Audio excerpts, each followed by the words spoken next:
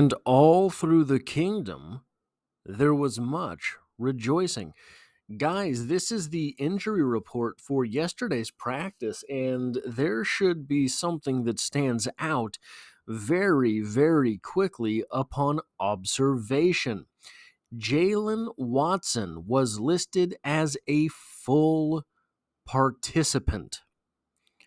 I repeat, cornerback Jaylen Watson was listed as a full participant in the first practice of the week before the divisional round of the playoffs. Up till just 2 days ago, the speculation surrounding Jaylen Watson was that it was possible, perhaps, that with the timelines that we had, he might be healthy before the Super Bowl should the Kansas City Chiefs be fortunate enough and good enough to be playing in the Super Bowl itself. That was just days ago that speculation was out there. Would Jaylen Watson be back for the Super Bowl? And the big talking point around that was, say Jaylen Watson does come back 4 days before the Super Bowl, does he play, right? You have a team that has taken the field throughout the playoffs. Jaylen Watson was not a part of it. Do you sacrifice someone from that roster in order to fit Jaylen Watson onto the roster that would be heading into the Super Bowl? Do you know how much ring rust there is for that player? Guys, if he is a full participant, the first practice the week of the divisional round of the playoffs, there is no question in my mind that he will be a full go should the Kansas City Chiefs beat the Texans for the AFC Championship game as well as the Super Bowl itself. Remember, there is the bye week between the AFC Championship game and the Super Bowl. But I think he will be, if the Chiefs beat the Texans, he will be healthy enough to be on the field for the AFC Championship game itself. In an article from Arrowhead Pride, injury analysis for Texans-Chiefs divisional matchup, both clubs are in very different position from when they met less than a month ago. We get the following quote: "Perhaps the best news entering the divisional playoffs is the optimism surrounding cornerback Jaylen Watson. Watson suffered a fractured fibula and tibia in Week 7 and returned to practice in the lead-up to Week 18. Initially thought to be a season-ending injury, which would align with the nature of the injury, Watson seemingly has the possibility of returning to the defense this week. Depending on the fracture's location, this could be up to a 6-month recovery." Then we have a quote from Andy Reid where he says, this is of the possibility that Jaylen Watson will play against the Texans. "I kind of want to see this week and see how he does. But from what I've seen so far, it's been good. He's in good shape. I'm not telling you he can play a whole game, but I think he has a chance of playing. We'll see." He's going to be on the field. Now, how much he plays, what are the snap counts for him in this game? I think if we see something so high as 15 snaps, that would be a very good sign moving forward for Jaylen Watson. Now, just a little bit of context on who Jaylen Watson is. Here are his career stats. He did surrender a 103-plus rating his first 2 seasons in the NFL. But this season, prior to his injury, he was in 6 starts, by the way, which are as many starts as he had in a season in his entire career. He started 6 games as a rookie and 6 games this season, despite the fact that he played in all 16 games as a rookie and only 6 games this year. So here's one of the things that gets me about Jaylen Watson, and I don't understand. I'm not in those rooms. I'm not on that practice field. I don't understand why the prior 2 seasons, Jaylen Watson has been treated as if he were not formerly the 3rd best corner on the team definitively, and this past season, the 2nd best cornerback on the team definitively. Remember, there was that entire training camp battle where the coaching staff seemed to just not want to give Jaylen Watson the nod at the number 2 spot. Now, maybe this was a motivational ploy for Jaylen Watson. That's possible. Maybe there's something he's not doing in practice. Maybe there's something he's not doing in the classrooms. I don't know. But it was very strange to see the coaching staff just kind of pretend Jaylen Watson was not clearly and obviously a better cornerback than both Joshua Williams and Najee Johnson.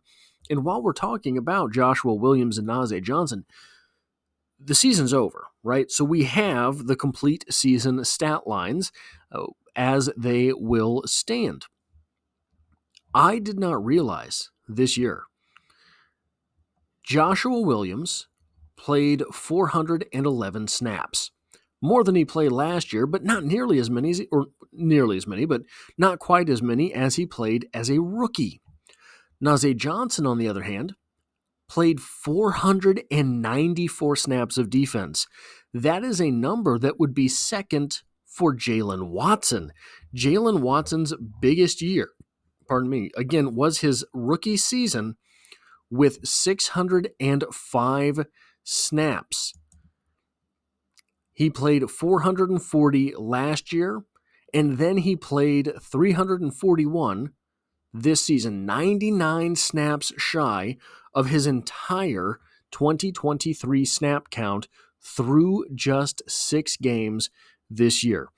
Jaylen Watson was on pace to have an absolute breakout season for the Kansas City Chiefs, but he found himself injured once again. So when you start to see some things on these guys compared to one another, I went and worked out some statistics from statistics.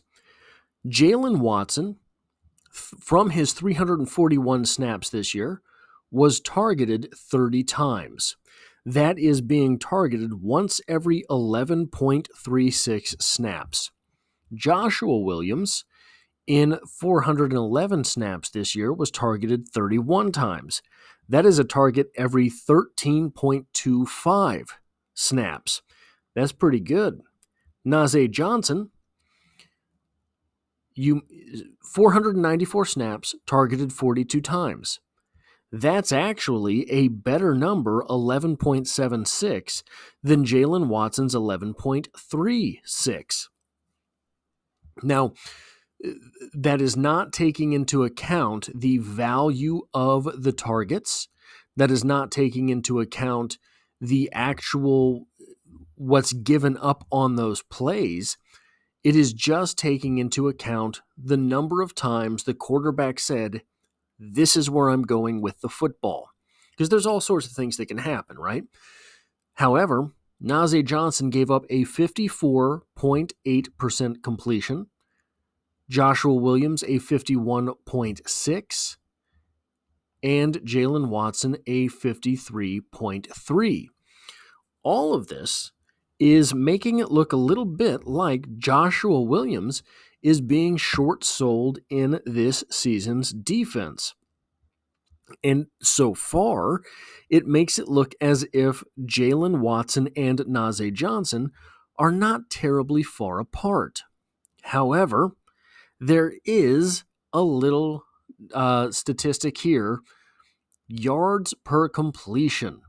We have for Jaylen Watson yards per completion of 13. We have for Joshua Williams yards per completion of 10. And then we have down here yards per completion for Najee Johnson, 16.9. All of this leads to Jaylen Watson having a 75.4 rating when targeted, Joshua Williams having a 77.4 rating when targeted, and Najee Johnson surrendering a 107.7 rating when targeted. So the question is, Jaylen Watson comes back for the playoffs. What does he bring to the defense? What does he bring to the defense that Najee Johnson doesn't bring to the defense? What does he bring to the defense that Joshua Williams has not really been able to provide the defense? Jaylen Watson's nasty. Jaylen Watson has been nasty since the first game of his rookie season when he returned Justin Herbert 99 yards for the win. Right? Jaylen Watson has been, in my opinion, a very underrated cornerback for the Chiefs, and he was on his way to breaking out this year, surrendering just a 75.4 rating when targeted, despite the fact that he was taking on the opposing team's number 2 receiver most of the time. One of the things that is making Joshua Williams' statistics look a little bit better is that he was pushed so far down on the depth chart during the time when Jaylen Watson was here, and still the third corner on the depth chart when Jaylen Watson went down and Najee Johnson ended up starting so many games for the Kansas City Chiefs. 6 games this year for the Kansas City Chiefs. So Joshua Williams and Najee Johnson both have 6 starts this year, just like Jaylen Watson. How much better did this defense seem during those first few weeks, going up against heavy hitters?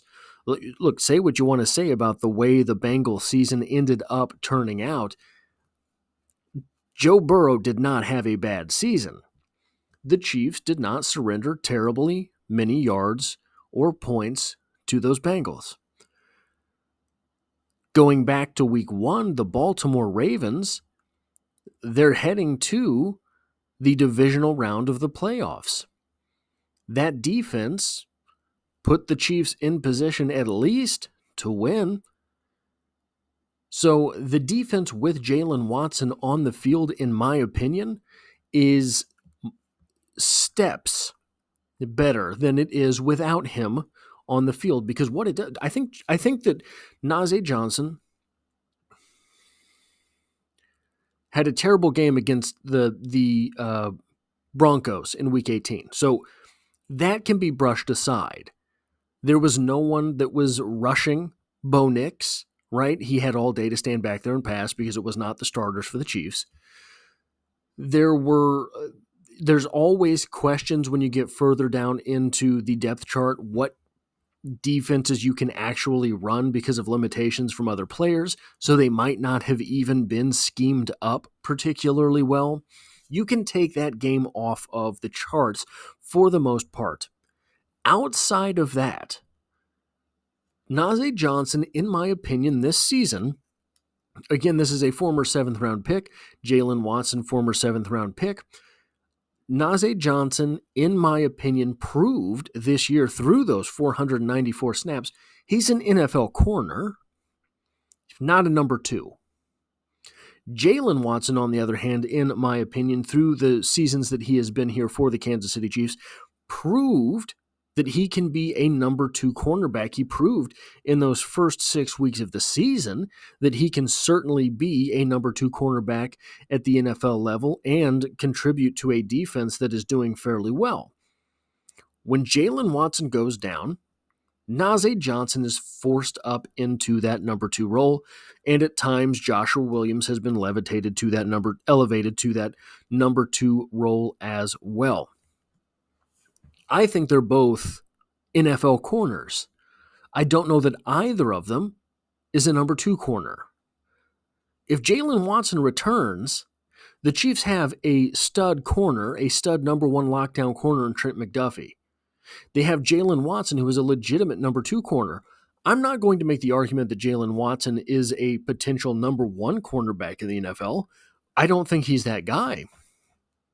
Being a number 2 cornerback, being a true number 2 cornerback, allows the defense to be able to do things by putting their corners on an island that otherwise they would not be able to do. When you start getting into the fact that where you had a third corner, where you had a second corner, Nazeeh Johnson, that was really a third, now you have a third corner, Nazeeh Johnson, who's really a third. And you have a fourth corner, Joshua Williams, who's really a third. Now, with this one player coming back, the Kansas City Chiefs defense and defensive backs once again become a plus, as opposed to being a weakness.